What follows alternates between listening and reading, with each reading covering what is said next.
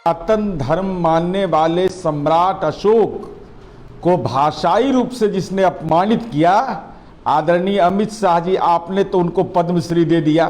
सनातन धर्म मानने वाले के प्रति न्याय कर दीजिए कि जननायक कर्पूरी ठाकुर को भारत रत्न दीजिए। देख रहे हैं न्यूज फॉर नेशन और मैं हूं प्रियदर्शन। केंद्रीय गृह मंत्री अमित शाह आज बिहार के दौरे पे हैं। वे झंझारपुर आ रहे हैं और झंझारपुर में आकर के वे एक जनसभा को संबोधित करेंगे। लेकिन गृह मंत्री अमित शाह के बिहार दौरे के पहले अब जदयू यानी कि बिहार में सत्तासीन बिहार के मुख्यमंत्री नीतीश कुमार की पार्टी जदयू ने अमित शाह को लेकर के कई सवाल दागे हैं और भारतीय जनता पार्टी केंद्र की मोदी सरकार और अमित शाह से सवालों की फहरिस्त जदयू के मुख्य प्रवक्ता नीरज कुमार ने लगाई है और उनसे पूछा है कि क्या आपका बिहार आना उन सवालों का जवाब देगा जो बिहार की जनता पूछ रही है। दरअसल अमित शाह के झंझारपुर दौरे के पहले अब जदयू के मुख्य प्रवक्ता नीरज कुमार ने उनसे पूछा है कि आप झंझारपुर आ रहे हैं तो क्या आप मधुबनी स्थित पंडौल राष्ट्रीय कपड़ा मिल जो कि बंद पड़ा हुआ है, वहां की जमीन खाली है, घेराबंदी भी है, क्या उस मधुबनी जिले में सनातन धर्म मानने वालों को रोजगार देने हेतु मिथिला पंचांग के अनुसार कपड़ा मिल खोलेंगे? दरअसल इन दिनों देश में सनातन धर्म को लेकर के अलग अलग किस्म की सियासी बयानबाजी हो रही है। तो इसी में अब अमित शाह के दौरे के पहले भी नीरज कुमार ने सनातन को केंद्र में रखते हुए अमित शाह और भारतीय जनता पार्टी से कई सवाल दागे हैं। इसमें उन्होंने यह भी कहा है कि कर्पूरी ठाकुर और सम्राट अशोक भी सनातन धर्म को मानने वाले थे, तो क्या कर्पूरी ठाकुर को केंद्र सरकार भारत रत्न देना चाहेगी? दरअसल कर्पूरी ठाकुर को भारत रत्न देने की मांग लंबे अरसे से बिहार में जो जदयू है और जो अन्य दल हैं उनकी ओर से की जाती रही है। तो यही सवाल एक बार फिर से नीरज कुमार ने अमित शाह के सामने दोहराया है। साथ ही उन्होंने यह भी कहा है कि सम्राट अशोक को अपमानित करने वालों से क्या पद्मश्री वापस लिया जाएगा? दरअसल सम्राट अशोक को लेकर के कुछ ऐसे लोगों के बयान आए थे जो सम्राट अशोक के अपमान से जोड़ करके देखा गया था। इतना ही नहीं, बिहार में जो भाजपा के प्रदेश अध्यक्ष सम्राट चौधरी हैं, उन्होंने पिछले दिनों एक बयान में कहा था कि देश 15 अगस्त 1947 को नहीं बल्कि 1977 में स्वतंत्र हुआ था। तो इसे लेकर के भी नीरज कुमार ने कहा है कि क्या अमित शाह भी ऐसा ही मानते हैं कि उनके जो बिहार प्रदेश अध्यक्ष सम्राट चौधरी हैं वे तो 1977 में आज़ादी मानते हैं, तो क्या वो स्पष्ट करेंगे कि अमृत महोत्सव जो आज आज़ादी का मनाया जा रहा है वह भाजपा सम्राट चौधरी के हिसाब से मानती है? नहीं, नीरज कुमार ने पिछड़ों की हकमारी का आरोप भी केंद्र सरकार पर लगाया है और कहा है कि केंद्र सरकार ने पिछड़ा और अति पिछड़ा समुदाय के कक्षा 1 से 8 तक की छात्रवृत्ति को बंद कर दिया है। उन्होंने केंद्र को ढोंगी सनातनी कहते हुए कहा है कि कक्षा 1 से 8 तक के सनातन धर्म मानने वालों को क्या छात्रवृत्ति देने की कोई योजना केंद्र सरकार के पास है?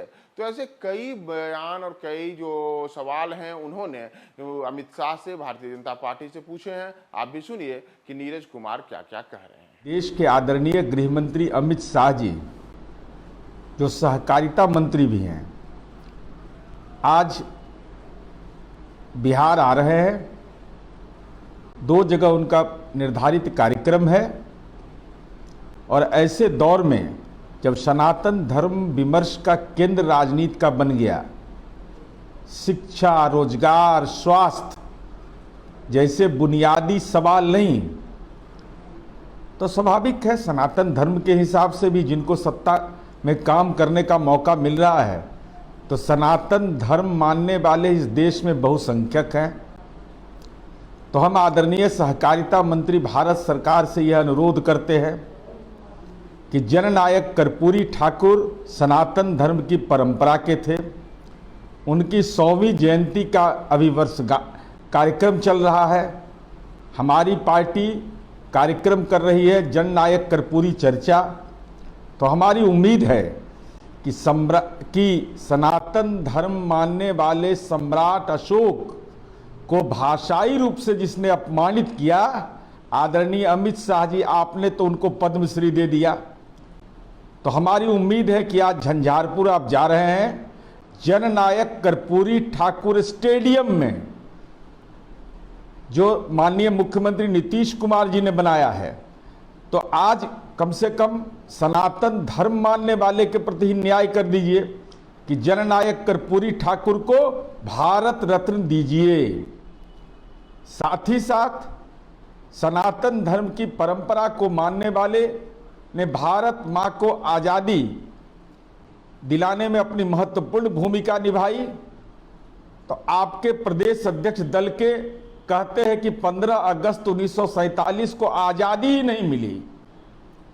तो उन सनातन धर्म के जो शहीद मानने वाले जो शहीद हुए, उनका यह अपमान है। तो क्या 1947 में आजादी मिली या नहीं मिली, यह सवाल स्पष्ट करिए। तीसरा महत्वपूर्ण हमारी उम्मीद है कि जननायक कर्पूरी ठाकुर स्टेडियम में कार्यक्रम होने जा रहा है झंझारपुर में। सनातन धर्म के जो बच्चे हैं मानने वाले, उनके माता पिता हैं, उनका कक्षा 1 से 8 तक छात्रवृत्ति बंद कर दिया। हालांकि राज्य सरकार माननीय मुख्यमंत्री जी उनको छात्रवृत्ति दे रहे हैं, लेकिन आपने बंद किया। तो आज इस पर आप स्पष्टीकरण दीजिएगा। जो नौजवान हैं मधुबनी जिला के पंडौल के, कम से कम उनको जरूर आप आज घोषणा करिए कि पंडौल का राष्ट्रीय कपड़ा मिल खोलेंगे। और अगर आप सनातनी हैं तो सनातन धर्म मानने वाले युवाओं को प्राथमिकता के आधार पर जितने पद हो सकते उसको सृजित करके मिथिला पंचांग के अनुसार जब आपको सुविधा हो, लेकिन चुनाव के पहले, ये नहीं कि चुनाव के बाद में, तुरंत उस मिल को खोलिएगा। और साथ ही साथ यह भी बताइएगा कि भाई हम सनातन धर्म के लोग हैं, आपके एमपी हैं उस इलाके में मधुबनी के, आपके एमएलए बहुत तेरे हैं। तो माननीय नीतीश कुमार जी के कार्यकाल में जो रजिस्टर्ड मंदिर है धार्मिक न्यास बोर्ड से, उसमें 13 में 9 की घेराबंदी हो गई मंदिर का। तो आपके जो विधायक और सांसद हैं, जरा इसका सार्वजनिक ब्यौरा आज पेश करिएगा।